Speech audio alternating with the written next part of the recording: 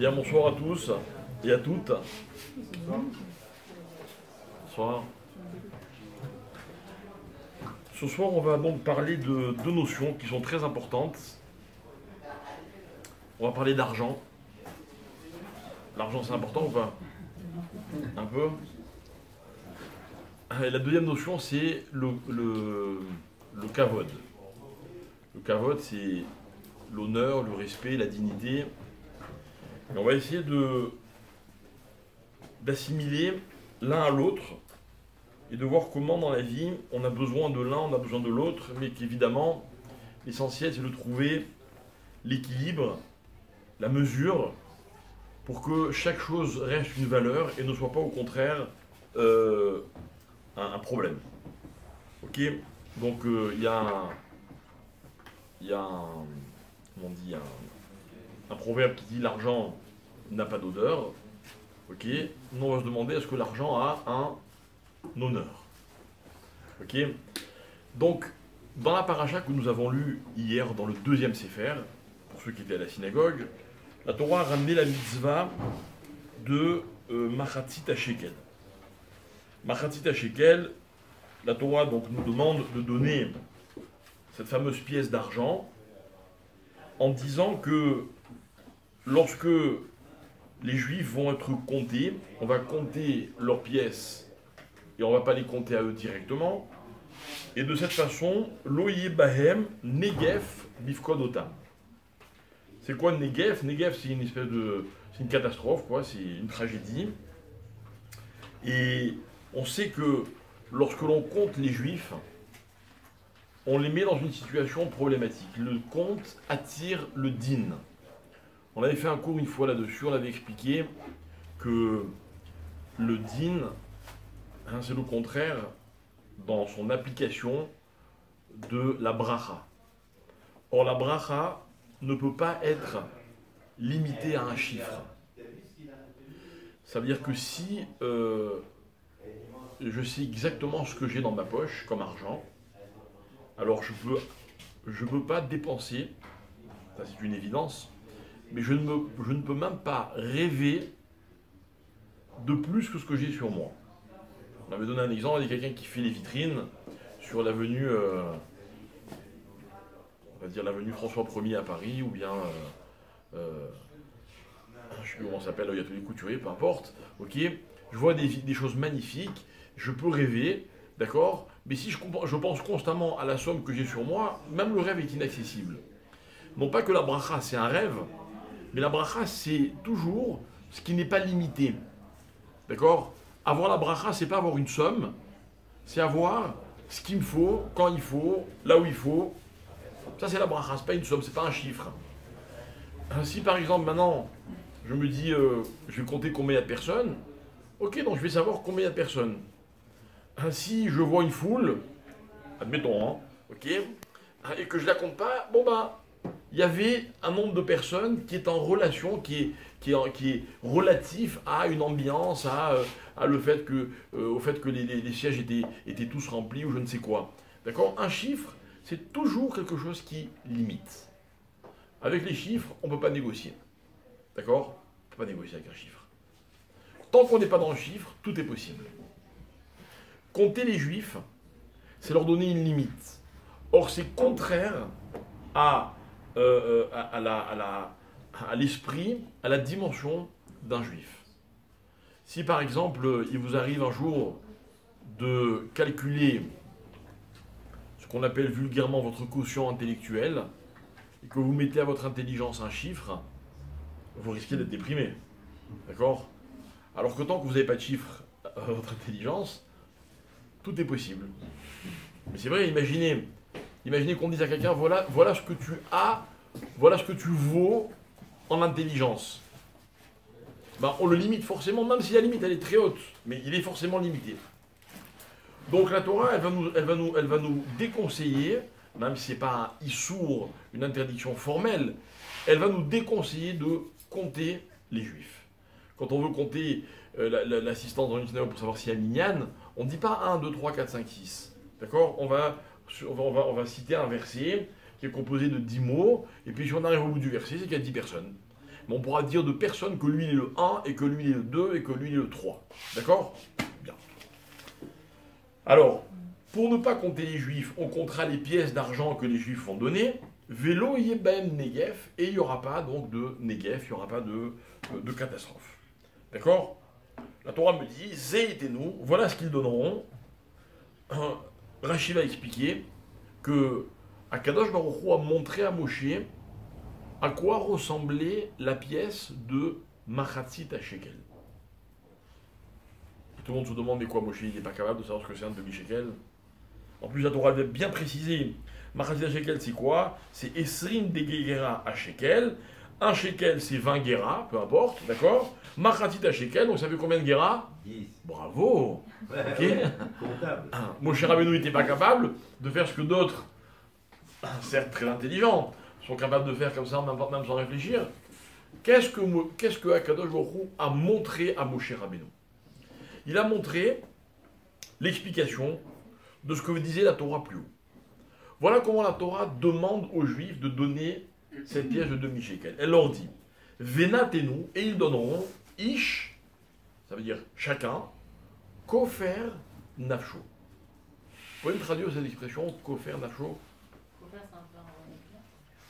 Non, ouais.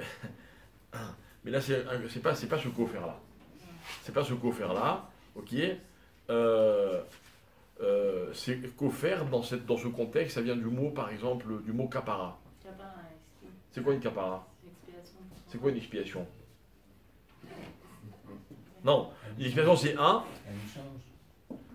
Quoi? Un échange. Exactement, c'est un échange. Ça veut dire que, en fait, donner kofer nafsho, moi je veux une kapara, j'ai fait une faute, et puis il m'arrive une tuile, ça fait shalom, c'est bon, c'est kapara. À la place de ma faute, j'ai payé entre guillemets, je suis propre.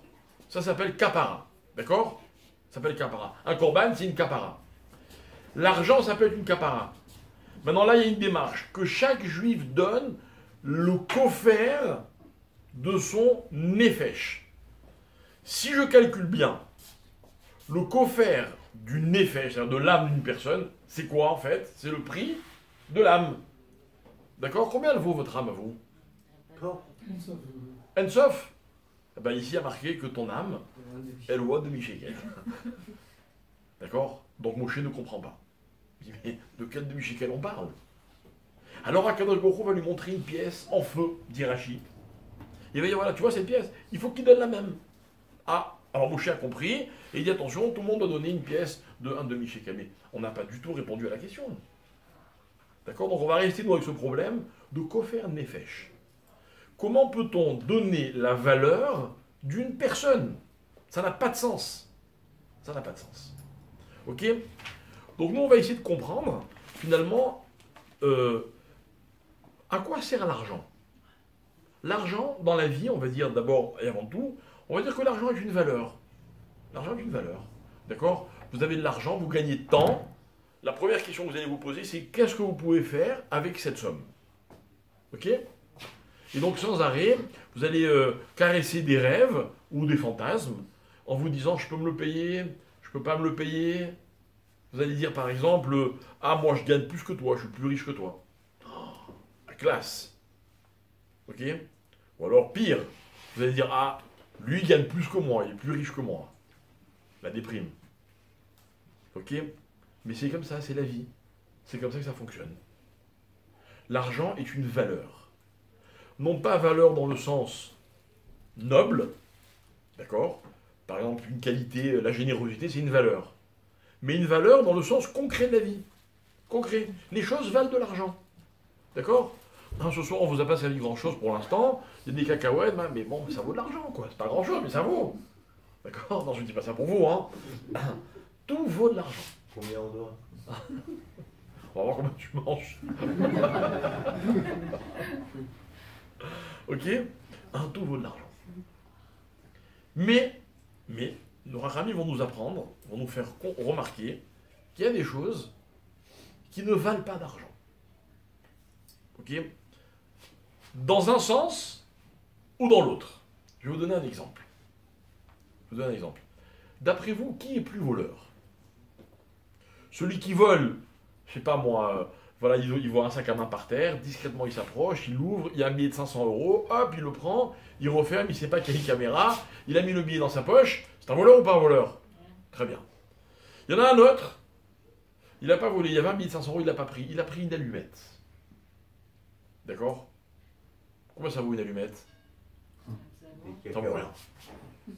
Ça vaut rien. Ça vaut moins que Chavé Prouta. C'est un indice dans la Gemara. D'accord? Ça vaut moins que Chavé Prouta. Écoutez bien. On attrape celui qui a volé les 500 euros. Qu'est-ce qu'on lui dit? Qu'est-ce qu'on lui fait? Rends les 500 euros. D'accord? Ah, j'ai dépensé, ben c'est pas grave. Oh, va chercher 500 autres euros et donne-les. Celui qui a volé une allumette. D'accord? Non, il n'a plus d'allumette. C'est pas qu'il va remettre l'allumette à sa place, et à la limite, le problème, il serait, on va dire, plus ou moins réglé. On va lui demander de rembourser ce qu'il a volé. D'accord? Je vous pose une question, mes chers amis. Combien ça vaut une allumette? Ça n'a pas de prix, c'est dérisoire. Ok, alors comment il fait pour rembourser? Il rend une allumette. Il n'a pas d'allumette. Il veut payer. Ah, il donne 10 euros. Ben non, mais l'autre il veut pas 10 euros, il veut une allumette. Pourquoi tu veux que je te prenne 10 euros quand tu m'as pris une allumette? Bah, il va acheter un Il n'y aura pas paquet que d'allumettes. d'allumettes. Il peut pas, sinon j'ai pas besoin de vous. Il va acheter une boîte d'allumettes. Il Il veut, peut pas. il ne peut maintenant, il a pris l'avion, il est aux États-Unis, il dit je te fais un virement pour te rembourser. Combien il peut faire? Il peut pas rembourser, ça n'a pas de valeur. Le gars qui a volé une allumette, il est plus voleur que celui qui a volé 500 euros.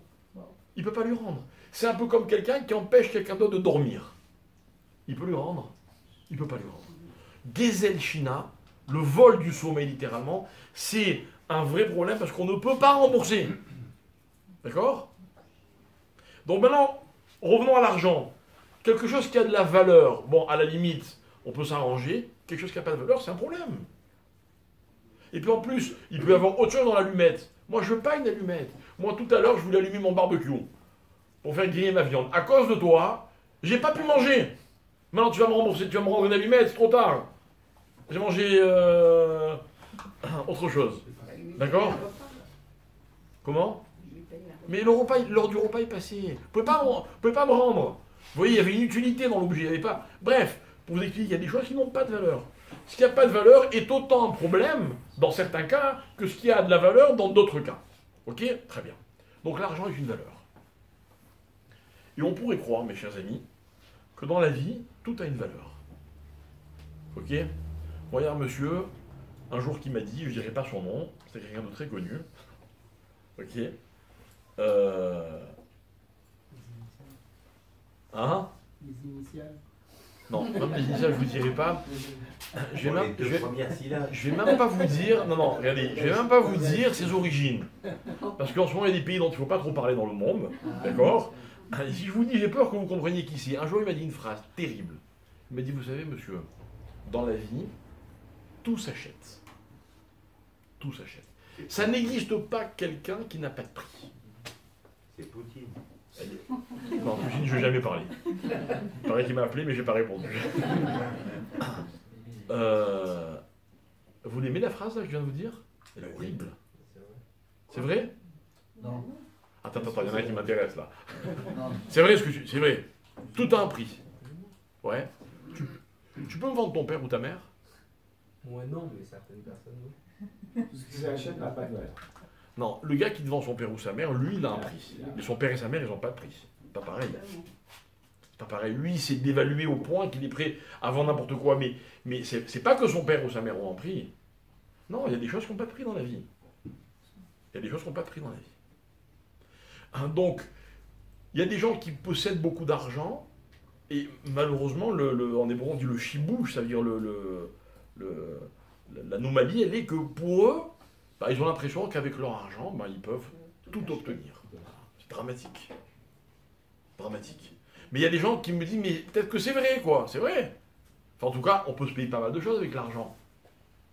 Mais en fait, l'argent, ça va être que quoi? Ça va être ce qu'on appelle en hébreu une tmoura. Vous savez ce que c'est une tmoura? Tmoura, c'est le même mot, dans le contexte, le même mot que kapara. À la place de, en échange de. Ça vaut ça. D'accord? L'argent, ça vaut toujours quelque chose. Un exemple j'entendais tout à l'heure à la radio, peut-être comme vous, un Israélien qui a réussi à traverser, je crois ce matin ou hier, la frontière polonaise avec sa femme et ses 2 enfants. D'accord? Donc il fait des heures de route, il arrive, il a des heures et des heures de queue. D'accord? Je ne sais pas combien de milliers et de milliers de personnes qui attendent pour traverser la frontière. La plupart des gens sont rejetés parce qu'ils ne laissent pas sortir les gens qui ont, je crois, de 20 à 60 ans, si j'ai bien suivi l'histoire, bref.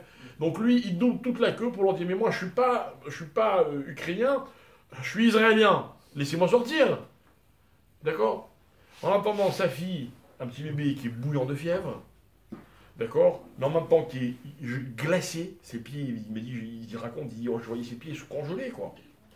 Et il trouve des gens, entre parenthèses, il a décrit la cruauté des soldats ukrainiens. D'accord? Faut pas qu'on va oublier que c'est un peuple qui nous a pas mal fait souffrir. Ok? Et il racontait qu'il passait entre les voitures avec des cafés chauds, d'accord? Et il se moquait des gens. Bon bref, bon, ça c'est la parenthèse. Et à un moment, il y avait un stand où il vendait des boissons, d'accord? Et lui, il a trouvé du thé. Tiède. Mais au moins, il voulait un peu réchauffer ses enfants. Et il a dit qu'évidemment, il vendait ça à un tarif incroyable. Et les gens, ils achetaient. Pourquoi? Parce que si moi, j'ai dans la poche, d'accord, j'ai 100 shekels dans ma poche, et je suis devant un verre de thé, on me dit, il vaut 100 shekels. Il est où mon calcul? Mon calcul, il est que là, maintenant, dans cette situation donnée, précise, ce thé, il vaut 100 shekels. Dans n'importe quelle autre situation, il ne vaut pas 100 shekels, le thé. Mais là, il vaut 100 shekels. Vous voyez ce que c'est l'argent? L'argent, c'est ça. L'argent, c'est que si vous avez, par exemple, imaginez, vous avez une épicerie, d'accord? Elle est ouverte à des heures où toutes les autres épiceries sont fermées. Voilà. Par exemple. Ah, voilà, par exemple, ouais. Ok. Il est là. Il est là.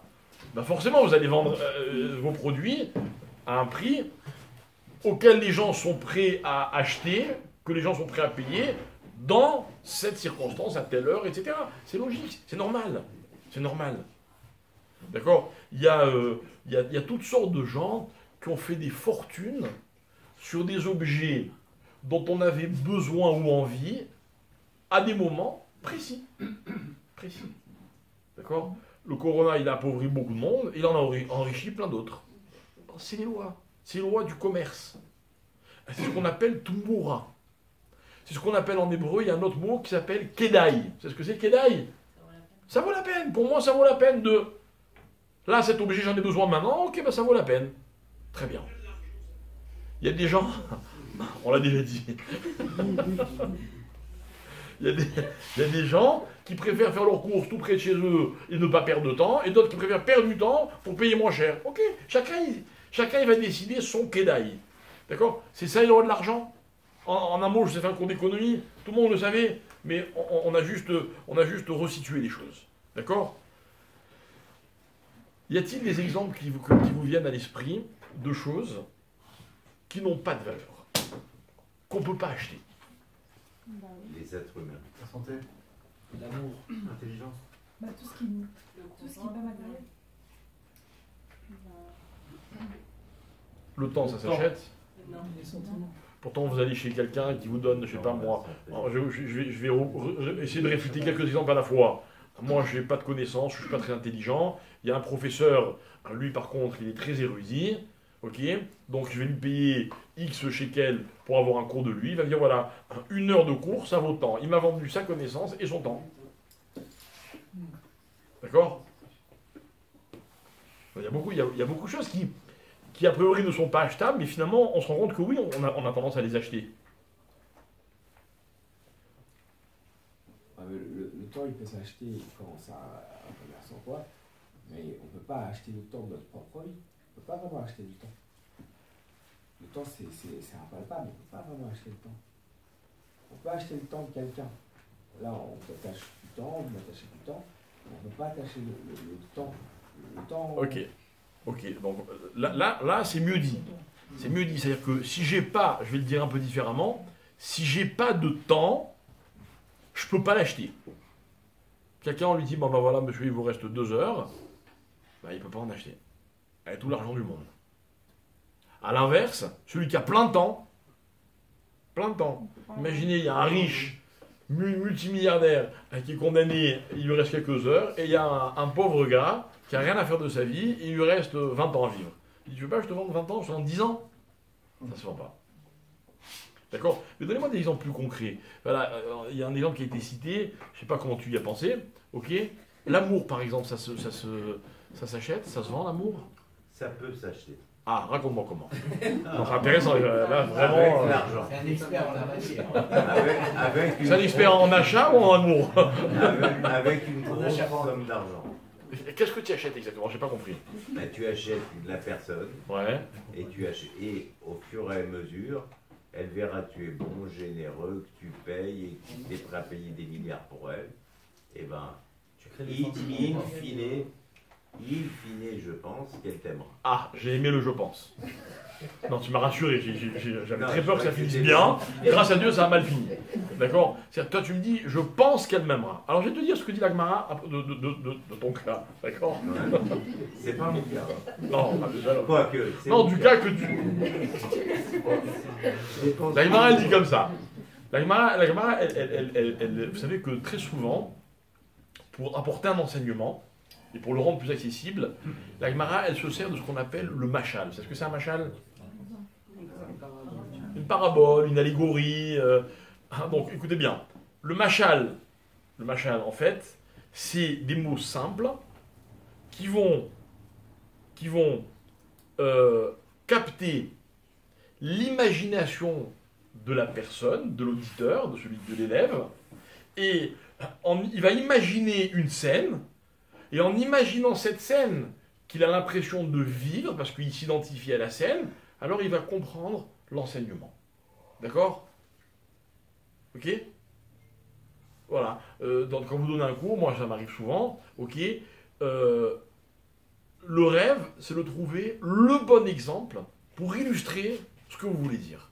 Et si vous avez le bon exemple, vous pouvez faire passer des enseignements même très compliqués. Et la Gemara, elle est pleine de machal. Il y a plein dans la Gemara d'histoires du roi qui, ou le fils du roi qui, d'accord? Et avec ça, on comprend les enseignements. La Gemara, elle parle d'un cas, d'un élève qui rentre chez lui, d'accord? Donc il a écouté un cours de Torah. Il ne rentre chez lui qu'avec le machal. Il a oublié l'enseignement, il se rappelle que du machal. La Gemara dit, quel élève est cette personne? Quel élève? Le Rav Dessler, il va expliquer. Il va dire, en fait, cet élève, on le connaît, on en voit beaucoup des élèves comme ça. Cet élève, c'est la personne qui, dans la vie, ne va s'arrêter qu'au machal. C'est-à-dire, il va s'arrêter qu'à l'impression, il va s'arrêter qu'à l'exemple, qu'à l'illustration de la vérité. Il ne va pas intégrer la vérité, il ne va intégrer que l'illustration de la vérité. Et quel est l'exemple facile que va donner le Rav Dessler? Il va dire par exemple, il y a des gens qui vont acheter le respect des autres. Avec leur argent, tout le monde va les respecter. Qu'est-ce qu'ils vont dire? T'as vu comme je suis respectable? Et nous, on a envie de leur dire, mais Habibi, c'est pas toi que les gens respectent. Ton argent. C'est ton pognon. Toi, tu n'es pas respecté. Il y a des gens qui se font respecter par la force. Et ils vont dire, vous avez vu comme je suis respecté? Mais on ne te respecte pas, on a peur de toi, ça n'a rien à voir. Ok? Ah, ça, c'est l'exemple de quelqu'un, par exemple, qui croit qu'on l'aime pour son argent. Et moi-même, regardez, j'ai fait des cadeaux, j'ai donné, puis attention, si tu te maries avec moi, tu vas voir, je vais te combler. Ah, super, elle-même. Ok? Comme on dit en français, amour et argent commencent tous les deux par un A. Vous connaissiez pas? Tant mieux, la vérité, tant mieux, ça pas un truc à connaître. Ok, mais c'est une illusion. C'est une illusion, c'est vivre dans une illusion. On ne peut pas se permettre de vivre dans des illusions. Donc, par exemple, je pense que l'amour ne s'achète pas. Je pense qu'on peut remplacer l'amour parce que vous voulez avec de l'argent, mais l'amour lui-même, ça ne va pas s'acheter. La foi non plus, elle ne s'achète pas. Comment? La foi. La émouna, Non, ça attends, une s'achète pas seconde. non plus. C'est-à-dire, c'est... Non, une seconde. Ne confondons pas tout ce qui s'achète avec autre chose que de l'argent, mais qui s'achète quand même. La foi, Je t'explique. La foi, c'est un travail. Si tu te travailles, à un moment, tu vas acquérir cette notion qui s'appelle la foi. Ok, alors ok, c'est pas avec de l'argent. Très bien. Alors l'argent n'achète pas tout, ok. Mais il y a des choses qui ne s'achètent pas du tout. Du tout. Hein, c'est-à-dire que je peux pas, en faisant les plus grands efforts du monde, me faire aimer de quelqu'un qui n'a pas envie de m'aimer. C'est qui ne me correspond pas du tout, quoi. Si je fais des efforts et qu'au bout d'un moment vous m'aimez, c'est pas grâce à mes efforts que vous m'aimez. C'est parce que grâce à mes efforts, vous avez découvert qui je suis et vous aimez ce que je suis. C'est pas l'amour, j'ai pas acheté l'amour. Prenons un autre exemple, j'aime quelqu'un, je peux le vendre? On me propose de le vendre.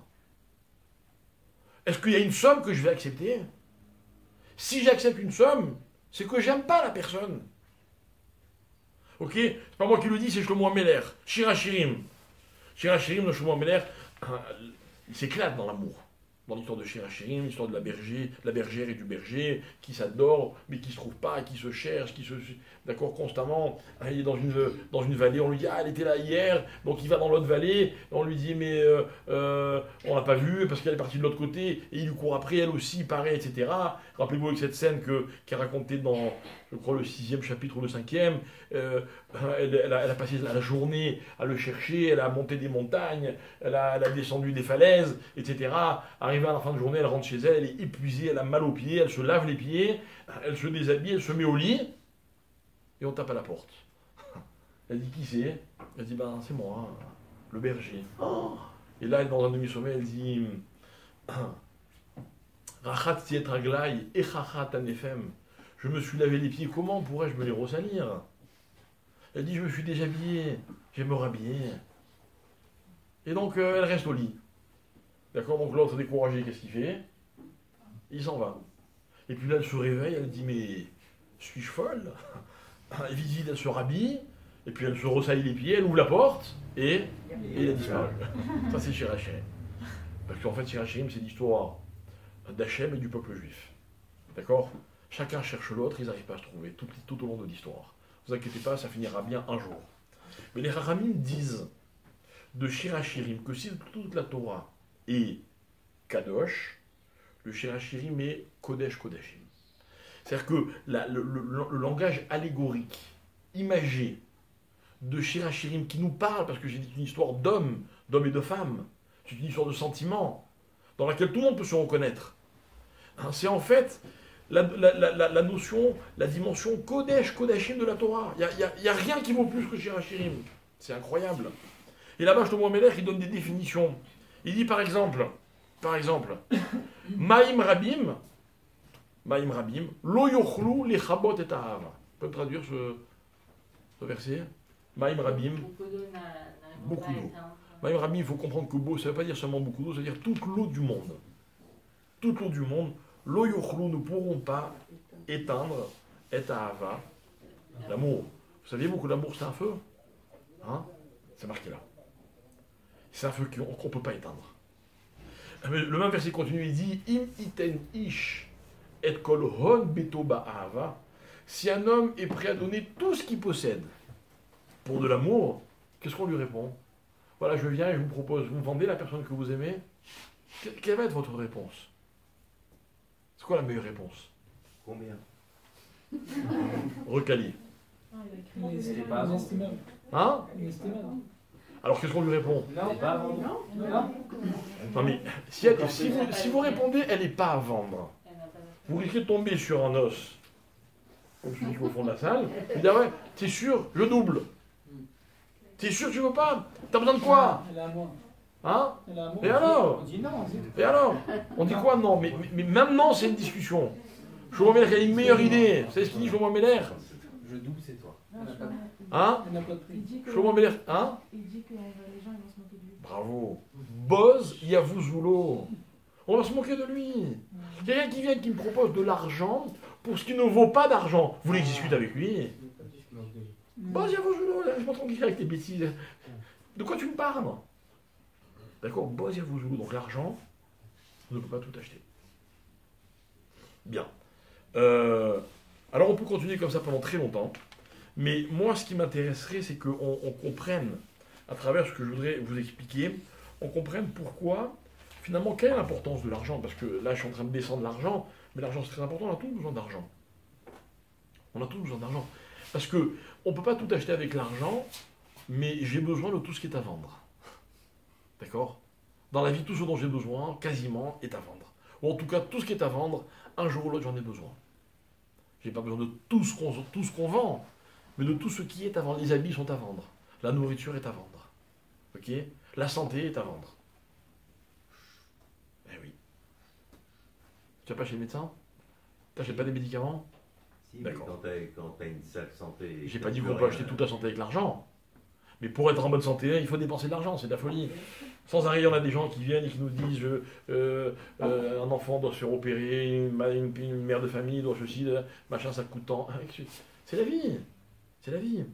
D'accord? Donc l'argent, il a oui une importance capitale. Capitale. Vous travaillez gratuitement, vous? Les gens travaillent, ils veulent être payés, c'est normal. C'est grave qu'ils travaillent gratuitement. Ok? Alors, donc il faut qu'on recadre les choses, il faut donner aux choses la véritable importance. Alors, vous savez, la Gemara dit quelque chose de très beau, elle dit que ce demi-shekel, on doit le donner, c'est une mitzvah qu'on doit accomplir jusqu'à aujourd'hui, on doit le donner toujours avant Purim. Pourquoi avant Purim? Parce qu'à Purim, on va lire l'histoire de la Megillah, dans laquelle on nous raconte que Aman, il s'est payé le peuple juif. Aman est allé voir Achashverosh, roi super puissant, et il lui dit, voilà, il y a un peuple, Yeshno Amechad Mefurad ou Mefuzar Ben Hamim, un peuple parmi les nations, éparpillé, etc., qui ne vaut pas grand-chose. Il lui dit, ils ont leur propre loi, les lois du roi, ça ne les intéresse pas, ils les font, mais tant que ça ne contredit pas leur propre loi, ok, Vela Meler En Chauvé les Hamicham. Et le roi n'a pas intérêt, on traduirait en hébreu moderne, c'est pas Kedaï pour le roi de les garder. D'accord? Alors, Aman propose à Achashverosh, il lui dit, écoute, vends-moi le peuple. Vends-moi le peuple. Et le roi, il va le vendre. Il va dire, ok, tu peux en faire ce que tu veux, sur toi. Et la Gemara, elle va dire, de Aman, que c'est, écoutez bien, c'est le Rosh Lakonim. Littéralement, enfin moi je vais dire avec mes mots, c'est le roi des acheteurs. Aman. C'est le roi des acheteurs. Il n'y a pas un meilleur acheteur qu'Aman. Vous savez pourquoi? Parce qu'il a acheté le roi, il a acheté les Juifs. Il a acheté. Donc normalement quand vous achetez, qu'est-ce que vous faites? Vous payez et on vous donne. Aman, il s'est acheté les Juifs, mais c'est le roi qui a payé. Il a dit, alors tu sais quoi, pour qu'on nos projets arrivent à ses fins, alors promets à tout celui qui va tuer des Juifs la somme de 10 000 1 pièce d'argent. Et Achashverosh dit, tu sais quoi, banco. Donc le gars, non seulement il s'achète un peuple, mais en plus, il reçoit l'argent. Donc on va dire de Achashverosh que c'est le Rosh Lamochim. Il n'y a pas meilleur vendeur que Achashverosh. Il vend et il paye. D'accord? Pourquoi je vous raconte tout ça? Parce que ça veut dire que on est dans le summum de l'antisémitisme. On peut détester les Juifs. Les Juifs peuvent être dérangeants parce qu'ils sont souvent des objecteurs de conscience. Les Juifs, ils sont encombrants, ils sont bruyants, ils sont tout ce que vous voulez. D'accord? Et là, on est dans une autre notion. Là, les Juifs, on leur donne un prix. Il y a un tarif. Voilà combien valent les Juifs. Et on est en vrai danger, mes chers amis. À l'époque de la Megillah, le peuple juif risque ni plus ni moins que de disparaître. Alors Akadosh Baruch Hu, il vient chez Moshe des années, des siècles avant. Et il dit, vous savez quoi? Donnez-moi un demi-shekel. Donnez-moi un demi-shekel. Merci.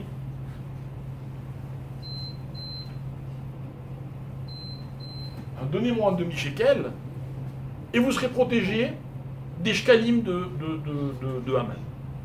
Pourquoi? Parce que lui, il a voulu donner un prix au peuple juif. Nous, qu'est-ce qu'on va faire, mes chers amis? Écoutez bien. On va donner un prix à l'argent. On va donner à l'argent une vraie valeur. Et on va dire quoi? Tu veux nous acheter avec de l'argent? Moi, je vais te montrer ce que c'est l'argent. L'argent, pour nous, c'est quoi? C'est un demi-shekel. C'est rien, un demi-shekel. Enfin, pas une somme très importante, mais c'est un demi-shekel qu'on a transformé en kofer nefesh. Comme si cet argent, il nous valait à nous. Et on dit à Dieu, tiens, prends cet argent et compte-moi. C'est-à-dire, voilà ce que je vaux. Normalement, compter vraiment une collectivité, c'est ce que c'est pas un chiffre. C'est-à-dire, bon ben toi, hein, tu es le gardien, toi tu es le cordonnier, toi tu es le médecin, toi tu es on a besoin de chacun. Ce serait ça vraiment compter. Donner de l'argent, c'est pour dire voilà quelle est ma place dans le peuple juif. Donc on n'est plus dans la valeur de l'argent, on est dans une autre valeur. Et cette autre valeur, mes chers amis, on va l'expliquer. Parce que pour compléter la notion de ce qu'on est en train d'expliquer, on va parler d'un passage dans la Torah, enfin qui est dans les prophètes, qui est assez connu, qu'on dit souvent dans la prière. Le passage qui dit la chose suivante. Dans ce passage, mes chers amis, on a les arguments d'Hachem pour que les Juifs acceptent la Torah. D'accord ? Voilà, si vous voulez vendre la Torah, pas vendre dans le sens argent, et vous voulez que quelqu'un accepte la Torah, vous avez des arguments ? Est-ce que vous avez des arguments ? Si vous dites, écoute, moi je suis pas religieux, je vis très bien, laisse-moi tranquille, la Torah c'est une rasera. C'est 24 heures sur 24 d'obligation, d'interdiction, laisse-moi tranquille. Alors Akash Baruch Hu, enfin les prophètes, ils vont donner un slogan. Ils vont dire comme ça, vous connaissez le texte peut-être, ils vont dire Ki lekartov natati lachem. C'est quoi lekartov? Lekartov, c'est une bonne marchandise. Voilà, moi ce passouk, il m'a toujours inspiré. Vous savez pourquoi? Je vais vous expliquer. Moi je vous donne un cours de Torah. Je n'ai pas de mérite, je n'invente rien, ce que je vous dis ne vient pas de moi, mais je vous communique. Mais quand vous allez sortir du cours, ce soir ou une autre fois, je ne veux pas que vous sortiez obligé de quoi que ce soit. Il y a deux choses que je ne vous demande pas. Je ne vous demande ni de faire ce que je vous dis de faire, si jamais je vous dis quoi faire, et je ne vous demande non plus pas de penser comme moi. Vous avez le droit de pas être d'accord. Par contre, je vais vous expliquer ce que je vous demande. Je vous demande de considérer ce que je vous dis. Parce que ce que je vous dis, que vous soyez d'accord ou pas, il y a une certitude, c'est de la bonne carte. C'est l'écartov. L'écart, c'est de comment on dit en hébreu, de la marchandise. La Torah, c'est une bonne marchandise. Tu veux pas, tu n'es pas d'accord, tu n'as pas la force, tu n'as pas les nerfs, il n'y a pas de problème. Mais ne me dis pas qu'il y a des bêtises. Moi, j'accepte tout dans les discussions, quand on parle de Torah, mais qu'on ne me dise pas qu'il y a des bêtises. Parce que c'est pas des bêtises. Parce que c'est l'écartov. Vous êtes d'accord avec moi jusque-là? Tant mieux. Ok? Maintenant, analysons les termes. C'est quoi l'écart? De quel mot vient le mot l'écart? La karat. Prendre. D'accord? Très bien. L'écartov, natati lachem. C'est quoi natati? J'ai donné. Il y a une anomalie, mes chers amis. Écoutez bien, il y a un paradoxe. Parce que dans la vie, écoutez bien ce que je vous dis. Dans la vie, ce que l'on donne ne se prend pas. Ce que l'on prend ne se donne pas. C'est une règle des Chachamim. Je vais le dire avec d'autres mots. Dans la vie, il y a ce que l'on achète, ok, ou que l'on vend, et il y a ce que l'on offre ou que l'on reçoit. Voilà, j'explique. Je suis commerçant. Je vends des livres. Vous venez acheter un livre. Le livre, mes chers amis, vous l'avez pris. Moi, il était là dans mon magasin. Vous avez dit, je veux ce livre. Ah ok, très bien, mais attention, si tu le veux en échange, il va falloir que tu me donnes, pas de problème, tiens, vous avez pris le livre. Vous êtes en hébreu moderne, on va dire, vous êtes un lakoar. Ah, d'accord, on va le dire un peu différemment, vous êtes un lokéar. Vous avez pris le livre. C'est votre droit, puisque de toute façon, il était à disposition. Très bien. Mais si maintenant, moi, je vous fais cadeau le livre, vous n'avez pas pris le livre. Moi, je vous l'ai donné, ça n'a rien à voir. C'est-à-dire que la transaction, elle est différente. Dans la vie, il y a deux types de transactions. Il y a la transaction du lokéar et il y a la transaction du noten. Mes parents, je peux leur faire beaucoup de reproches. Je peux ne pas être d'accord avec eux, je peux leur en vouloir, je peux tout ce que vous voulez. Et je vais vous dire une chose, tout ce que j'ai reçu de mes parents, ils me l'ont donné. D'ailleurs, ils m'ont tellement donné que des fois, ils m'ont même pas demandé mon avis. Mais c'est ça des parents. C'est des donneurs. Dans la vie, il y a des tas de gens qui gravitent autour de vous, qui demandent qu'à vous donner. Mais il y a aussi des tas de gens qui attendent que vous preniez. Si vous ne prenez pas, vous ne recevrez pas. Vous passez devant une boutique, vous pouvez passer 150 fois. Si vous ne rentrez pas pour prendre, ben le commerçant ne vous donnera pas, c'est normal. Alors là, il y a un problème. Parce que regardez ce qu'on dit là-dedans. On dit les cartov, natati. Alors je ne comprends pas. Je suis acheteur ou Dieu est offreur? Il y a les deux à la fois. Il y a les deux à la fois. Ça, mes chers amis, c'est la notion de ce qui ne peut pas s'acheter. Vous voyez, un amoureux, il fait cadeau son amour. Mais si la personne qui est en face de lui ne veut pas son amour, il ne pourra jamais lui donner. Il faut qu'il y ait un acheteur et il faut qu'il y ait un donneur. D'ailleurs, en général, on est prêt à acheter l'amour uniquement de ceux qui veulent bien nous l'offrir. D'accord? Ceux qui veulent nous vendre leur amour, on n'en veut pas. Donc vous voyez, il y a des choses où c'est pas évident. C'est pas évident. Mais moi, j'aimerais qu'on aille encore plus loin. Et pourquoi on ne pourrait pas acheter l'amour? Pourquoi pas, après tout? Et alors? Pourquoi, regardez ma question, pourquoi lorsque Hachem il a créé l'amour, pourquoi il ne lui a pas donné un prix à l'amour? Ça aurait été tellement plus simple. Vous auriez eu l'amour de vos moyens. De toute façon, je vais vous dire quelque chose. Malheureusement, il y a des gens qui sont persuadés que c'est le cas. Il y a des gens qui croient qu'ils sont les plus beaux conjoints, ou les plus gentils, ou les meilleurs, parce qu'ils en ont les moyens. C'est vrai ou pas? On a l'impression que c'est comme ça que le monde fonctionne. Pourtant, c'est pas vrai, je vous le dis tout de suite. Je vous le dis tout de suite. C'est pas vrai. Parce que l'amour, c'est un cadeau face à un preneur. Pourquoi est-ce que les choses ont été organisées d'Afka de cette façon-là? Alors,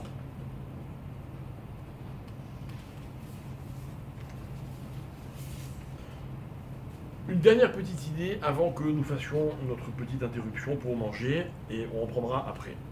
Ok? La dernière notion que je voudrais vous apporter, on a parlé tout à l'heure de la connaissance. On a demandé est-ce que la connaissance, ça peut s'acheter ou pas? N'est-ce pas, vous vous rappelez? Alors moi, je vais vous dire ce que j'en pense. Encore une fois, ça n'a rien d'évident, mais il y a une idée qui est très profonde. La connaissance, en tant que telle, ne s'achète pas. Ne s'achète pas. Vous pouvez être le plus riche du monde. Si vous voulez connaître, il faut apprendre. Vous pouvez vous payer un prof, d'accord, ce qu'on a dit tout à l'heure. Vous ne pouvez pas vous payer la connaissance. Mais la connaissance, dit la Guémara, c'est elle qui va déterminer à vos propres yeux ce que vous valez ou ce que vous ne valez pas. J'explique. Comment on dit la connaissance? Hein? Date. Aniodéa. Dans l'hébreu, comment dire, usuel. Aniodéa, je sais. Ok? Celui qui ne sait pas, ben, il est loyodéa. La Guémara dans Nedarim, Daf Mamalef Amoud Aleph. Elle dit, vous savez, en vérité, il n'y a pas de riches, il n'y a pas de pauvres. Il n'y a que des gens qui croient qu'ils sont riches et des gens qui croient qu'ils sont pauvres. Et la Guémara, je vous cite les mots de la Guémara, elle dit En Ani Ela Bedea. Le seul pauvre, c'est celui, regardez le mot comme il est fort, celui qui sait qu'il est pauvre. C'est-à-dire quoi, savoir? Tout à l'heure j'ai dit penser, moi, mais penser c'est pas assez fort comme terme. Savoir c'est plus fort. Savoir c'est comme ça. J'ai vu l'état de mes finances, j'ai vu la situation de mon compte en banque, je sais que je suis ceci ou que je suis cela. On y va bien. Donc je suis pauvre. La Guémara dit, ok, celui-là il est pauvre, c'est vrai. Il est pauvre. Parce que il aurait pu savoir autre chose. Alors l'explication elle est simple. C'est quoi l'explication? C'est qu'il y a des gens qui se sentent riches avec très peu. On ne va pas parler de celui qui a rien. Lui, c'est un peu un cas à part, c'est un peu un cas extrême. Mais parlons de deux personnes qui sont moyennement fortunées, qui ont le minimum. Dans ce minimum, vous avez des gens qui vont dire, moi, mais j'ai ce qu'il me faut, je suis content. Et vous avez des gens qui vont vous dire, ah non, moi, j'ai pas encore ceci, j'ai pas encore cela, j'espère un jour obtenir ou gagner ou avoir. C'est qui le plus riche des deux? C'est pas une question de somme. Le plus riche, c'est celui qui s'est convaincu, qui a la connaissance de ce qu'il possède. Il sait qu'il n'est pas pauvre. Ben, il n'est pas pauvre.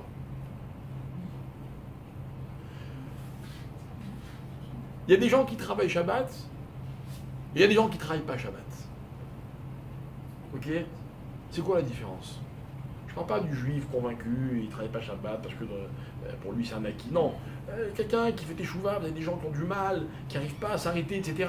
Ok? Elle est où la plupart des commerçants vous disent, mais le samedi, en tout cas en France, hein, ils vous disent, mais c'est le jour où on fait la plus grande recette. Il n'y a pas la bracha. Il n'y a pas la bracha, mais comment tu veux qu'il entende un discours pareil? Il fait pas Shabbat, le bonhomme. Tu parles de bracha, il ne comprend pas ce que tu veux. Je vais vous dire, les deux attitudes, c'est les suivantes. Il y a une personne qui va vous dire, il faut faire Shabbat, je vais gagner moins. Bon, c'est pas grave. C'est pas grave. Ce que je gagne lundi, mardi, mercredi, jeudi, vendredi, eh ben ça va me suffire. J'aurais pu gagner plus, c'est vrai. C'est vrai. Un jour, il y a un monsieur qui est venu me voir, il m'a posé une question, il m'a dit, voilà, qu'est-ce que tu penses? J'ai une boutique, ou deux boutiques, ou trois boutiques, ou je sais pas quoi, je voudrais me développer. Je voudrais me développer. Et je lui dis, pourquoi tu veux te développer? Il m'a dit, pour gagner plus d'argent. Je lui dis, après tu vas me poser la question. Il m'a dit, non, parce que je sais que en ouvrant plus de boutiques, je vais forcément faire des sacrifices dans ma vie de famille, mon étude de la Torah, mes loisirs. D'accord? Donc moi, je lui dis, écoute, pour moi, j'ai une seule question à te poser. Est-ce qu'aujourd'hui tu gagnes assez d'argent ou est-ce que tu gagnes pas assez d'argent? Ne commence pas à réfléchir à ce que tu peux en gagner plus ou pas. C'est sûr que tu peux en gagner plus. On peut toujours gagner plus. Mais est-ce que tu penses que tu gagnes assez? Il n'a jamais ouvert son magasin. Le deuxième. D'accord? C'est intéressant comme discussion.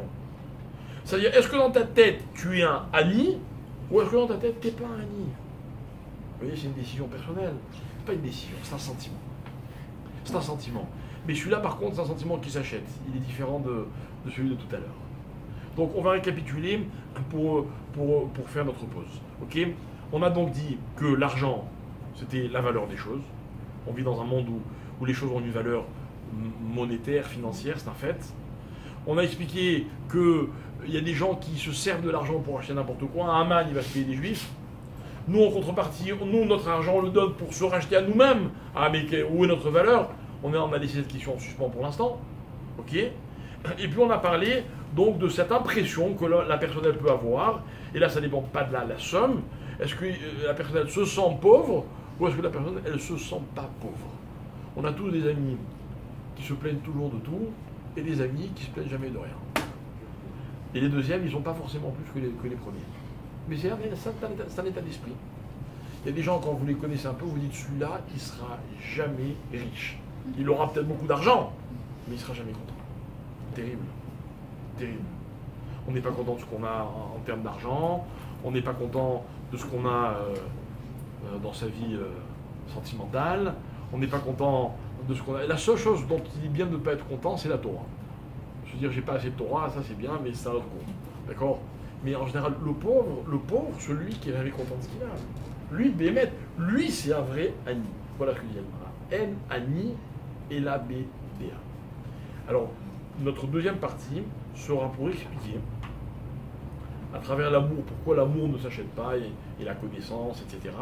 Ok? Pourquoi, en quoi elles valent plus que n'importe quelle somme d'argent. Ok? Et on arrivera à définir à travers cela quelle est la vraie valeur de l'argent. D'accord? Qu'est-ce que l'argent permet à un homme d'acquérir vraiment?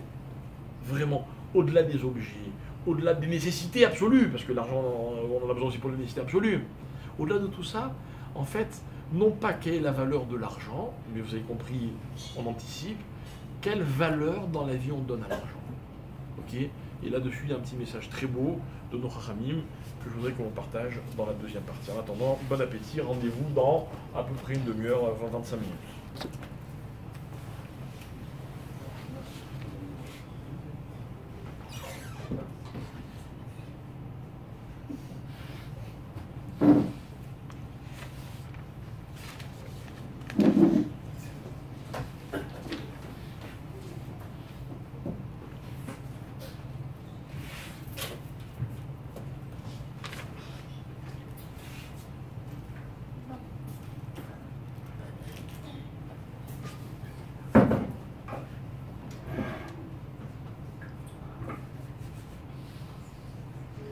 Alors pour revenir sur notre idée d'illusion et de réalité, on va lui donner un sens à cette idée à travers justement la notion de kavod. Ok ? La notion de kavod, comme on disait tout à l'heure, en discutant, on disait que quelqu'un peut avoir l'impression que les autres le respectent.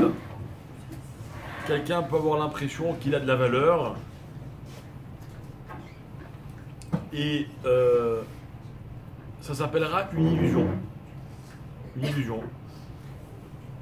Souvent, les gens qui ont de l'argent, on les respecte pour leur argent, mais en fait, c'est pas eux que l'on respecte. Le Rav Moshe Shapira, Zecher Tzadik Livracha, il expliquait donc dans un chiour que la raison, il se posait la question de savoir pourquoi l'argent attire tellement les gens. Pourquoi tout le monde veut de l'argent. D'accord, vous voulez de l'argent, vous ? Hein ? Tout le monde veut de l'argent. Pourquoi on veut de l'argent ? Qu'est-ce que l'argent procure ?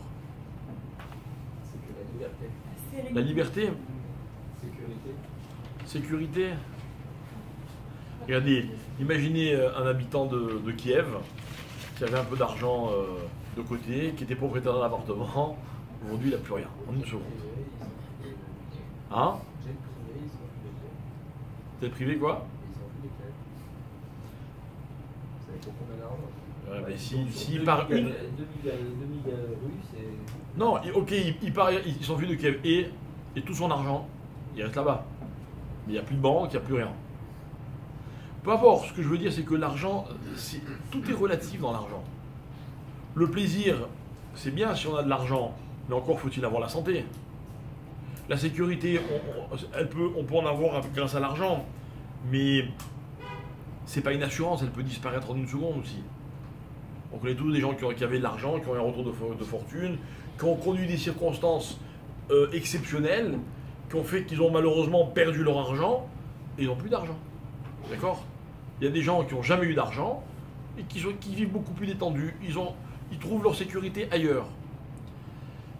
Alors en fait, le Rav il va expliquer, il va essayer de donner comme réponse par exemple le plaisir, que l'argent procure du plaisir. L'argent procure la sérénité, donc vous pouvez appeler ça la sécurité comme vous voulez, ok ? Tout ça c'est vrai, tout ça c'est vrai. Le Rav, encore une fois, je vais à la conclusion de ce qu'il dit, il va expliquer dans ce chiour que la chose dont les gens ont le plus besoin, et ils ont l'impression que l'argent leur procure, c'est le kavod. Indéniablement, dans le monde dans lequel on vit, l'argent procure du kavod. Il y a très peu de gens qui sont riches et personne ne le sait. Ok ? Le kavod, c'est une nécessité dans la vie. On a tous besoin de kavod. Imaginez que là, on est tous ensemble, et puis quelqu'un m'humilie. Quelqu'un me méprise. Ça va avoir très mal. Pourquoi ? Pourquoi ? Moi, je sais ce que je vaux, je sais ce que j'ai fait, et lui m'accuse devant tout le monde, et je sais que c'est faux. Pourquoi ça m'humilie ? Pourquoi c'est tellement grave ? On a parlé tout à l'heure, pendant qu'on mangeait, on a parlé des réseaux sociaux. Vous avez remarqué que dans les réseaux sociaux, sur les réseaux sociaux, on fait et on défait des réputations à la vitesse de l'éclair. D'accord ? Vous connaissez TorahBox ? Tout le monde connaît TorahBox. TorahBox, ils sont très présents sur les réseaux sociaux. Et moi, je fais partie d'une commission dans TorahBox où on se consulte très souvent entre rabbinim, etc.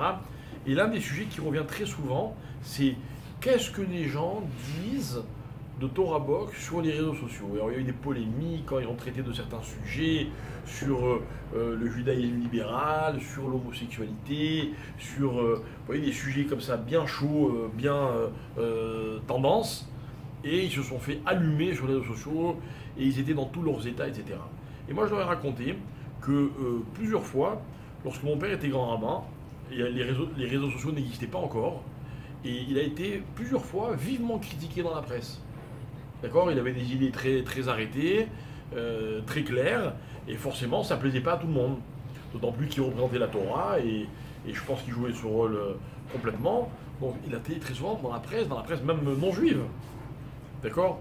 Moi j'étais son fils, il m'est arrivé quelques fois de m'en apercevoir, alors que j'habite en Israël, ça me faisait toujours de la peine, je lui en parlais, etc. Vous savez ce qu'il me disait? Il me disait t'inquiète pas. 3, 4, 5, 6 jours, tout le monde a oublié. Et c'est exactement ce qui se passait à chaque fois. Il y a un petit scandale, hop, et puis ça disparaît. Mais il y a des gens qui peuvent devenir fous à cause de ce qu'on dit d'eux. Fous. On les critique, réseaux sociaux, machin, c'est la fin du monde. Vous voyez, ça s'appelle du kavod.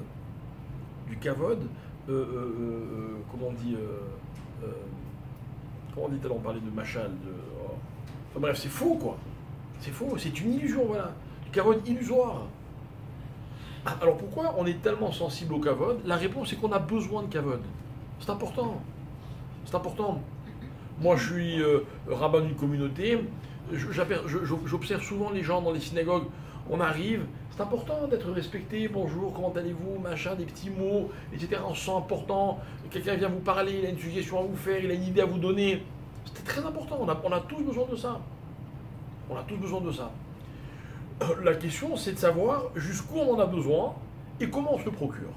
Alors, il y a un raccourci. Le problème, c'est qu'il est difficile à trouver. Mais l'un des raccourcis pour le kavod, c'est l'argent. Vous achetez une grosse voiture, vous vous habillez avec des vêtements, je sais pas, bon, que les gens aiment, d'accord? Vous achetez une belle montre qui vaut beaucoup d'argent, etc. On vous respecte. On vous respecte. Vous trouvez toujours quelqu'un qui connaît la marque de chaussures que vous portez, ou la marque de la montre, ou la marque de l'habit, ou la voiture que vous conduisez. Donc on va vous respecter. Oui, celui-là, il a l'air bien, celui-là. Hein. Mais vous êtes d'accord avec moi que c'est un raccourci. C'est un raccourci, mais qui est problématique. Pourquoi? Parce qu'encore une fois, c'est une illusion. On est dans le machal. On est dans le machal. Nous, on veut être dans la réalité. D'accord? Maintenant, revenons à l'origine du problème. Mais pourquoi le kavod est tellement important? Pourquoi le kavod est tellement important? Vous aimez le kavod, vous? Franchement, vous aimez le kavod ou pas? Vous aimez qu'on vous écoute, quand vous parlez? Moi, j'adore, hein? Regardez. Tout le monde aime. Tout le monde aime. Est-ce que vous aimez, quand il y a des amis à vous qui discutent, il y en a un qui dit non, mais t'as vu ce qu'il a dit lui? Il a raison, hein, lui. Oh, quel kiff! C'est que du kavod, hein?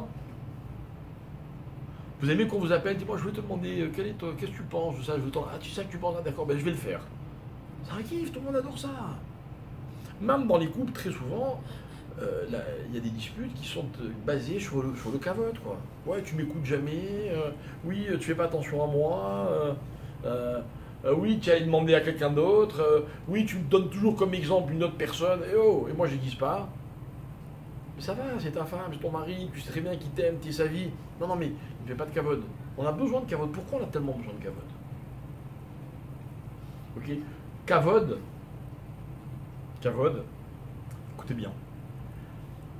Dans la Megillah, puisqu'on parle de la Megillah depuis tout à l'heure, dans la Megillah, le mot kavod, il est remplacé par un mot qui est exceptionnellement en rapport avec notre cours. Et ce mot, vous le connaissez tous. Et je vais vous le faire dire. D'accord? Quand je me tais, vous continuez.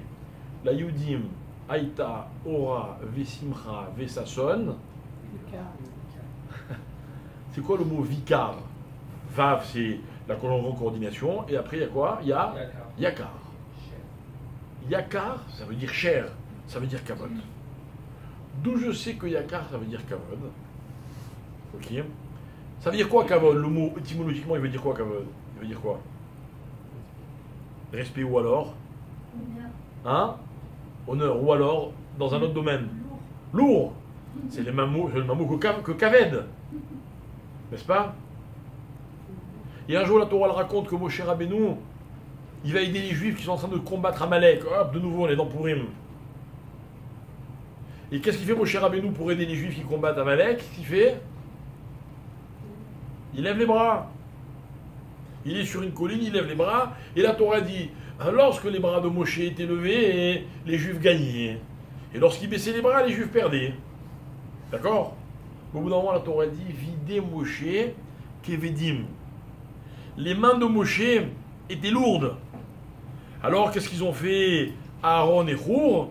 Ils ont installé Moshe sur une pierre et ils ont tenu les bras. D'accord?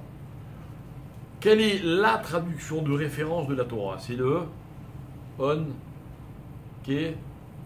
Onkelos. Onkelos, c'est la traduction de référence de la Torah. Allez voir le mot kaved, qui veut dire lourd. Comment est-ce qu'il le traduit? Vider Moshe Yekar. Yakar. Karapor, Yakar, Kaved, Kavod. Tout ça, c'est une même notion. C'est quelque chose qui est. En français, on dit il a du poids, vous voyez. Ah, celui-là, il a du poids. On ne parle pas de sa morphologie. On dit sa parole, elle a du poids. Il est important. Yakar. Yakar, ça vaut quelque chose. Ok? Mais le problème de Yakar, c'est que Yakar, c'est aussi un terme qui désigne l'argent. Donc, de nouveau, on retombe dans ce qui s'achète ou ce qui ne s'achète pas. Mais moi, depuis tout à l'heure, je vais essayer de vous expliquer que le kavod, on ne peut pas l'acheter. On peut acheter l'illusion du kavod, pas le kavod. Celui qu'on respecte pour son argent, au fond, lui, on ne le respecte pas vraiment. Donc, on va faire une déduction et on va dire la chose suivante. En fait, le kavod, c'est quoi? Pourquoi le kavod, c'est une nécessité dans la vie? Écoutez bien ce que je vais vous dire. Le kavod, c'est le meilleur moyen de combler tous les vides qu'il y a en nous. Hein, vous savez, moi, j'utilise beaucoup le kavod. Enfin, j'essaye en tout cas. J'essaye. Quelqu'un de malade, j'essaie de lui faire kavod. Je vais le voir, je parle avec lui, je lui demande de ses nouvelles. Le pauvre, il est malade. Et la maladie, c'est une souffrance, c'est une frustration, c'est une incapacité de plein de choses, etc. Je lui donne du kavod.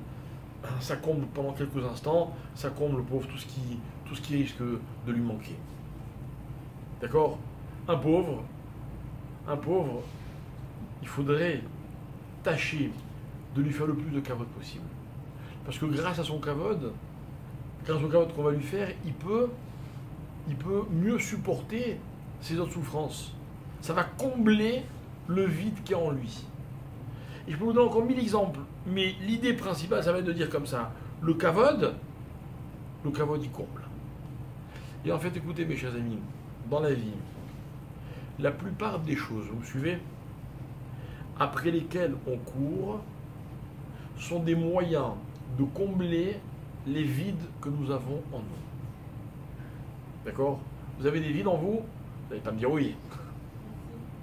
Mais si je vous vois courir après le kavod, ou après l'argent par exemple, je vais me dire, ah, celui-là il a besoin de combler quelque chose.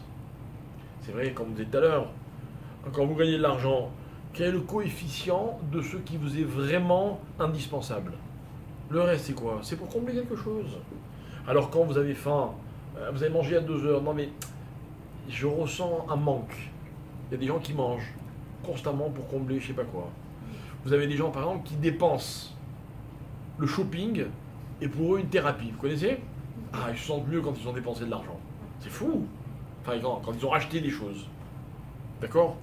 Ah, ils vont aller quémander du kavod. Et puis ils vont se sentir mieux. L'argent, c'est pareil. L'argent, mes chers amis, écoutez bien, ce que je vous dis, c'est un théorème. On peut en discuter, mais pas maintenant. Ok? Le problème de l'argent, c'est qu'il vient combler des manques que nous ressentons. Et je vais vous dire quelque chose, et je vais vous prouver ce que je suis en train de vous dire. Un pauvre, il est convaincu que s'il était riche, tous ses problèmes disparaîtraient. Il oublie juste une chose, c'est que ses colères, ses frustrations, ses épreuves, c'est-à-dire tout ce qui fait le côté amer de sa vie, tout ça, ça existe aussi chez des gens qui ont beaucoup d'argent. Le riche, il est loin d'être à l'abri de la frustration, de la colère ou de la souffrance. Il en a d'autres. Et le pauvre, vous vous rendez compte, le pauvre, le riche, il peut même pas se dire si j'avais de l'argent, j'aurais pas ça, parce qu'il a de l'argent. Et le riche, et le pauvre, celui qui n'a pas d'argent, le vénard, lui au moins il peut se dire si j'avais de l'argent, j'aurais pas ces problèmes. Toujours est-il que l'argent, il est un problème quand on lui court après. Mais attention, hein, c'est pas une question de somme. Vous avez des gens qui ont beaucoup et qui veulent plus. Plus, la Gemara elle dit une phrase claire et nette. Elle dit En adam met vechatzi ta'avotav beyado. L'homme, lorsqu'il meurt, il n'a que la moitié de ce qu'il aurait voulu avoir. C'est-à-dire que même si l'homme il vivait 1000 ans, et pendant 1000 ans, tous les jours, il gagnait des fortunes, à la fin de sa vie, il aurait voulu le double. Bon, ça sert à rien de se dépêcher, quoi, ou enfin de courir après quoi que ce soit. De toute façon, il va me manquer la moitié. Donc autant que la moitié soit la plus petite possible, la moitié qui manque. Vous voyez, c'est ça, combler un vide. C'est ça, combler un vide. Alors maintenant, je reviens à ma question de tout à l'heure. Et pourquoi l'amour ne s'achète pas? C'est-à-dire, quel est le mécanisme de l'amour qui fait qu'un amour ne peut pas s'acheter? Ou une connaissance? Pour donner que ces deux exemples. Vous savez quelle est la réponse? La réponse, et si vous ne croyez pas, demandez à tous les amoureux du monde. Ok? Dans la vie, quand on aime vraiment, hein, il ne nous manque rien. On ne ressent pas de manque. Ça veut dire que si quelqu'un me propose de l'argent contre ce que j'aime, pourquoi Boz Yavuzoulo disait, je me remets, pourquoi je vais le ridiculiser? Parce que je lui dis, attends une seconde, tu me proposes combien? Combien? 1 million contre ce que j'aime? C'est magnifique 1 million, mais je suis désolé, il ne me manque pas ton million. Donc comme j'ai pas de manque par rapport à ce million, donc pour moi il vaut rien. Donc je ne peux pas échanger ton million contre ce que j'aime. Et pourquoi ton million il ne me manque pas? Précisément parce que j'aime. C'est à la fois la preuve que j'aime et la preuve de ce que je dis, que si j'aime, il me manque rien. Toute personne qui sait ce que c'est que l'amour comprend ce que je veux dire. Toute personne qui ne comprend pas ce que je suis en train d'expliquer ne sait pas ce que c'est que l'amour. Terrible, non? C'est bien, ça nous resitue à tous. Ah, et celui qui dit « j'aime, mais il me manque des choses », on a un problème. On a un problème. C'est pour ça qu'on a toujours dit que l'amour, c'était pas une fatalité. L'amour, il faut des années pour construire un amour. Je vous souhaite un jour d'aimer au point de n'avoir plus envie de rien d'autre. Vous imaginez? Rien, il ne manque rien d'autre. On peut aimer ses enfants, on peut aimer ses parents, on peut aimer son conjoint, on peut aimer la Torah aussi peut-être. Il y a des chachamim dans la Gemara dont on raconte qu'ils ne se sont jamais mariés. Jamais. Et pourtant c'était des tzadikim. Normalement on ne peut pas être tzadik et pas se marier. C'est impossible. Non mais eux, il leur manquait rien. C'est unique, hein. C'est un prototype à ne surtout pas, dont il ne faut pas s'inspirer. Mais c'est possible.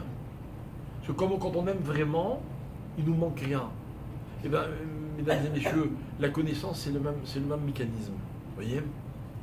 Dans la vie, celui qui connaît, celui qui aime la connaissance, celui pour qui la connaissance est un carburant, ben, il sait que la connaissance, ça vaut tout. Ça vaut tout. Vous avez des gens qui ont consacré leur vie à gagner de l'argent, et d'autres qui ont consacré leur vie à connaître, à découvrir. Il leur manque rien. Jamais, même pas en rêve, ils échangeraient ce qu'ils savent contre de l'argent. N'est-ce pas? Parce que ça remplit. Et désolé de devoir vous dire que l'argent, ça remplit pas. Ça ne fait que combler des manques. Mais combler un manque, c'est pas de faire disparaître un manque, vous comprenez? Un manque, c'est un vide. Vous pouvez combler un vide. Vous allez chez le dentiste, vous avez une carie, il vous fait un trou, et puis il vous met une matière, je sais pas comment on appelle ça, et puis il vous bouche le trou. Mais le trou, il existe. Il existe le trou, n'est-ce pas? Eh bien, imaginez qu'il y a des matières. Imaginez qu'un dentiste, il a enlevé une carie, et qu'est-ce qu'il met dans le trou? Il met de la dent. C'est quoi la dent? C'est de l'émail. Il met de la dent, il met de la même matière. Il n'y a plus de trou. La connaissance, l'amour, c'est pas quelque chose que je possède. C'est pas une valeur rajoutée. C'est pas quelque chose que je me suis payé. Ça fait partie de moi. La connaissance, ce que vous savez, mes chers amis, ça fait partie de vous. C'est ce que vous êtes. L'amour, c'est pareil. L'amour, c'est pas un gadget. C'est pas un accessoire. C'est pas une option en plus. Non, l'amour, c'est ce que je suis. Voilà pourquoi vous allez voir, vous allez rencontrer des gens qui savent aimer et d'autres qui ont beaucoup plus de mal. Il faut qu'ils apprennent. Mais celui qui sait aimer, qui aime, bah, il n'y a pas de vide. Il n'y a pas d'espace qu'on va chercher à combler. Non. Le problème de l'argent, mes chers amis, écoutez bien. Le problème de l'argent, c'est que le problème de l'argent est directement lié au problème du kavod. L'argent fait partie de ces notions, de ces objets, de ces valeurs,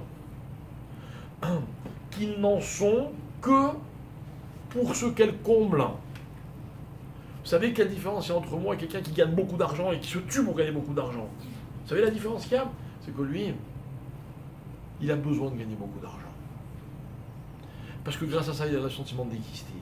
Et d'autres n'ont pas besoin de gagner beaucoup d'argent pour avoir le sentiment d'exister. Toute la différence, elle est là. Toute la différence, elle est là.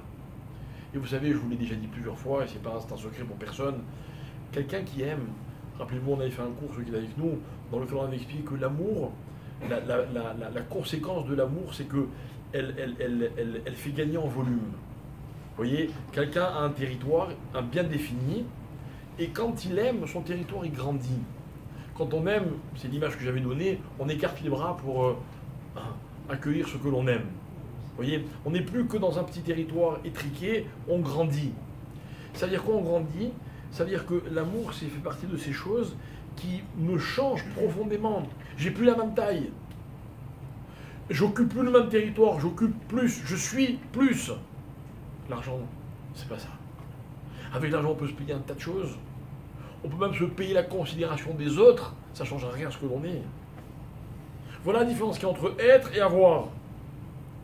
Le kavod, pareil. Vous avez des gens qui vous racontent à longueur de journée, moi, avant, j'étais ceci. Combien de fois, moi, j'ai des gens qui viennent me voir, vous savez, j'étais président de la communauté. Et maintenant, vous avez peu de gens qui viennent vous dire, vous savez qui je suis? Je suis quelqu'un qui connaît ceci, qui aime cela. Je suis ça, telle chose. C'est-à-dire que le kavod, c'est une chose qu'on peut un jour avoir, et puis le lendemain, on l'a plus. Comme l'argent, quoi.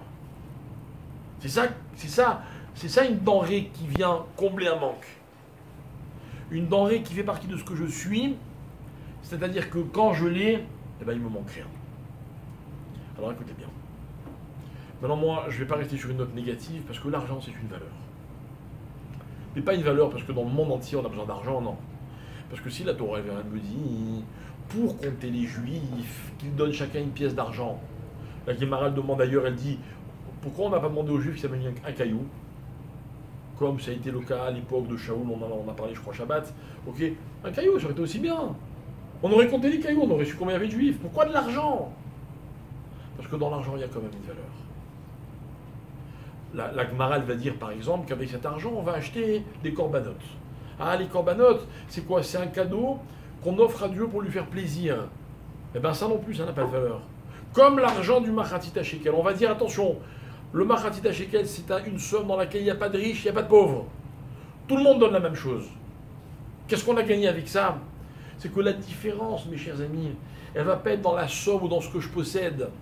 La différence, elle va être dans la façon dont je donne, dans ce que je veux obtenir au moment où je donne quelque chose. Vous avez déjà donné, vous? Je suis sûr que oui. Quand vous donnez, c'est pourquoi? Pourquoi vous donnez? Vous donnez parce que, à travers ce geste que vous faites, et quelle que soit la somme, vous voulez apporter quelque chose à l'autre. Alors écoutez, j'ai une bonne nouvelle pour vous. La première chose qu'on apporte à celui qui on donne de l'argent, vous savez ce que c'est? C'est du kavod. Du kavod, c'est super important. Super important. Quand quelqu'un vous tend la main, les Khamim disent, il ne faut jamais le laisser avec la main tendue. Mais moi aussi j'ai besoin, moi aussi j'ai pas, et puis je suis désolé, sur moi j'ai rien. Bah arrange-toi pour toujours donner kavod à celui qui te tend la main. Parce que c'est pas l'argent que tu vas lui donner qui va être la première chose qui va lui rendre service. Non, c'est le kavod que tu lui donnes à travers l'argent. Maintenant, regardez, quand vous donnez un peu d'argent, vous pouvez faire beaucoup de kavod. Des fois, beaucoup de kavod, c'est juste faire beaucoup plaisir à une personne. Moi, j'ai toujours dit, j'aime bien le répéter, que dans les cadeaux que l'on reçoit, ceux auxquels on s'attache le plus ne sont pas forcément les cadeaux les plus chers. On vous a sûrement des fois offert des petites choses, et puis vous les avez gardées pendant des années, elles vous ont servi, etc. Elles ont une valeur inestimable pour vous, au-delà de la valeur sentimentale. Non, c'était l'objet pratique qu'il vous fallait, vraiment, qui tombait à point. C'est pas une question de somme. Vous savez par là que celui qui vous l'a offert, il avait vraiment envie de vous faire plaisir. Comme l'histoire que nous a raconté vendredi soir, il y avait un rave qui s'appelait Rav Binyamin Beressi. Il a raconté l'histoire de ce donateur qui ne voulait pas que son argent il aille dans ce qui n'était pas essentiel dans la yeshiva. Il ne voulait pas que son argent elle serve à payer le chauffeur de celui qui venait ramasser de l'argent, ou qu'avec son argent, on fasse des toilettes ou une cage d'escalier.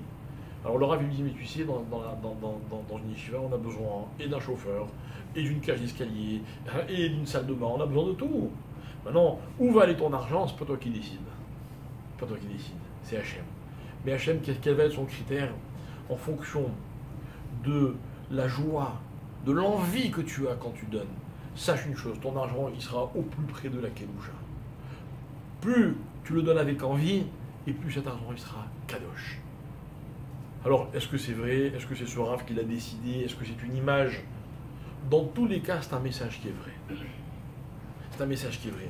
Ça veut dire que l'argent n'a de valeur que par rapport à la façon, que par rapport à la valeur que moi je lui donne. C'est-à-dire quoi, moi je lui donne? Alors, vous savez, dans l'argent, il devrait y avoir des codes très clairs. Par exemple, faire kavod à l'argent, je vais vous donner mon avis à moi personnel, hein, je n'engage que moi dans ce que je dis. Et pour moi, faire kavod à l'argent, c'est par exemple ne pas accepter de le gagner n'importe comment. Moi, un jour, j'étais dans un avion il n'y a pas si longtemps, et je croise quelqu'un. Comment ça va, etc. Il a su une écho il y a très longtemps, ok. Et puis, à un bout d'un moment, il me raconte une histoire qui ne me fait pas du tout kiffer. Il me dit, ouais, tu sais, voilà, j'ai commencé un nouveau boulot, etc. Bref, en un mot, il me dit, je gagne beaucoup d'argent. Et puis, au bout d'un moment, je comprends qu'en fait, c'est pas de l'argent cachère. D'accord? Bon, ok, il m'a pas demandé mon avis, donc la discussion n'a pas trop porté là-dessus. Au bout d'un moment, il me dit, je sais que tu as un kollel, une synagogue, vraiment, j'aimerais beaucoup t'aider. Je lui dis, c'est gentil. Ça va, j'ai besoin de rien. Enfin, je sais plus comment je lui ai dit, je voulais pas non plus je voulais pas le vexer, mais je lui ai bien fait comprendre que cet argent, je ne le voulais pas. Pas moi. Pas moi. J'ai envie que l'argent qu'on me donne, il aille au plus près possible de la Kedusha, c'est tout. C'est pas plus compliqué que ça, quoi. L'argent, ça se respecte. Donc ça se respecte dans la façon de le gagner. Ça se respecte aussi dans la façon de le dépenser. Vous avez de l'argent. C'est pas pour en faire n'importe quoi non plus. Je me rappelle une discussion un Shabbat en revenant de la synagogue. Il y avait un monsieur qui marchait avec mon père. Et il appelle sa femme, il dit, viens. Il dit, voilà, monsieur le rabbin, on a une discussion, ma femme et moi, on voudrait avoir votre avis. Il lui dit, comme il dit, les affaires marchent bien en ce moment, je voudrais m'acheter une Mercedes. Et ma femme, elle ne veut pas que j'achète une Mercedes. Et moi, j'ai envie de m'acheter une Mercedes. Qu'est-ce que vous en pensez? C'est ce qu'il a répondu mon père. Il lui dit, monsieur, vous avez les moyens, vous avez envie d'une Mercedes, vous pouvez vous l'acheter, il n'y a pas de problème. Mais attention, par contre, permettez-moi de vous donner une recommandation. Ne laissez jamais une ampoule allumée pour rien. Ça veut dire, tu kiffes, il n'y a pas de problème. Tu dépenses pour rien, n'importe comment, ça c'est un problème. C'est ça le caveau de l'argent. Dans les gens qui vont dire, dans le caveau de l'argent, c'est de ne pas s'acheter quelque chose qui est trop voyant, quelque chose qui va donner envie aux autres. Chacun, il a ses critères. Il a ses critères. J'ai connu, moi, avec ma femme, on l'a dit il n'y a pas longtemps, un petit couple, mais vraiment, quand je dis un petit couple, ils sont mariés depuis quelques mois. Hein. D'accord? Et elle racontait, la fille, donc une fille, elle a 22, 23, à votre âge, hein. Elle racontait, elle cherchait d'urgence des gens à qui donner des vêtements. Et elle disait, j'ai trop de vêtements, j'achète trop de vêtements. Et après on m'a dit, il paraît que c'est que des marques. Et elle disait, moi je les mets une fois, 2 fois, je ne peux pas mettre un vêtement plus que 2 fois. C'est péché, c'est un sourd. C'est un sourd. À moins que vraiment, elle les donne à des gens qui ont besoin, etc., et qu'elle fasse ça pour ça. Il ne faut pas exagérer, quoi. Peut-être la reine d'Angleterre, je crois qu'elle ne remet pas 2 fois la même tenue, etc. On m'a dit qu'un jour sa garde-robe, elle est informatisée. Allez, c'est la reine d'Angleterre, je veux bien. Et encore, je ne suis même pas sûr que... Mais peu importe. Mais il ne faut pas exagérer, quoi. T'as de l'argent. Il n'y a pas de problème. Respecte-le, ton argent. Respecte-le. L'argent, c'est synonyme de kavod. Ça veut dire quoi, kavod? Soit l'argent, il me permet d'acheter le kavod, c'est de l'illusion. Soit l'argent, j'ai pas de kavod vis-à-vis de l'argent, et je le gagne n'importe comment. Ou alors non, écoutez bien, et c'est là l'idée du Machatit Shekel. L'argent, il me sert à donner du kavod. Donner du kavod. Vous avez de l'argent, vous pouvez le distribuer. Regardez, on va faire un petit test. Ok? Vous avez gagné 1000. Vous allez donner 100 de maaser, et vous voulez donner un peu plus que le maaser. Donc vous dites, allez, c'est quoi, je vais donner encore 20, 30, peu importe. Et vous allez prendre le billet, ce billet c'est un billet de 20. Et moi je vous dis, non mais tu sais quoi, ce billet on va lui donner une valeur qui est bien nettement supérieure à 20. Pourquoi? Avec ce billet de 20, cherche comment tu peux faire kavod à quelqu'un. Et lui, vous lui faites kavod avec 20. Ça vaut 20, ça vaut beaucoup plus que 20. Ah tiens, je t'ai cherché, je voulais te donner, j'ai pensé à toi la dernière fois, tac, c'est pour toi, d'accord? Vous lui achetez un petit objet et vous lui dites, tiens, j'étais au bout du monde, j'ai pensé à toi, je t'ai acheté un petit souvenir. Moi, merci, t'as pensé à moi. Ça vaut beaucoup plus que 20. Vous comprenez l'idée? Voilà ce que c'est, l'argent. Moshe Rabbeinu, il dit à Hachem, il dit, mais une seconde, comment tu fais quoi faire des fèches? Le rachat d'une âme avec un demi-shekel. Qu'est-ce qu'il lui montre? C'est quoi la réponse d'Hachem? Une pièce de feu. Pourquoi une pièce de feu? Parce que la question de Moshe, c'est pas combien c'est. C'est comment tu peux donner vie à une pièce d'argent. Vie. L'argent, il vient être la tmoura, c'est-à-dire la compensation de l'âme de quelqu'un. Mais une seconde, on ne s'est pas trompé dans le calcul. Non. C'est pas une erreur dans le calcul. Non. C'est une pièce de feu. Elle dégage de l'énergie, cette pièce. C'est beaucoup plus que de l'argent. Vous avez compris? J'ai rien contre l'argent. À une seule condition, c'est que ce ne soit pas que de l'argent.